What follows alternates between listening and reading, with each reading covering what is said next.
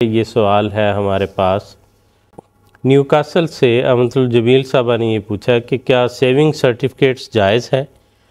اس کو لینے کی نیت یہ تھی کہ آنے والے منافع سے غریب بچیوں کی شادی کروا دیں گے۔ جی اس حوالے سے حضرت خلیفۃ المسیح الخامس اید اللہ تعالیٰ بن عزیز کا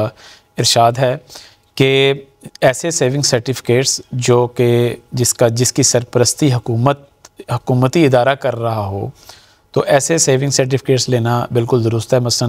پاکستان میں جیسے قومی بچت کے سرٹیفکیٹ ہیں، تو اگر وہ کوئی لیتا ہے اور اس سے پھر فائدہ آتا ہے، جو بھی فائدہ آتا ہے وہ اس کو اپنے ذاتی استعمال میں بھی لا سکتا ہے، اور جس طرح انہوں نے بتایا کہ اس سے بچیوں کی شادی کرنا چاہتے ہیں تو اس میں کوئی حرج والی بات نہیں ہے، کیونکہ حکومت کی جو حیثیت ہے وہ ایک جس طرح ایک فادرلی باڈی کی ہوتی ہے، ایک ایسی باڈی کی کہ جو اپنے بچوں کو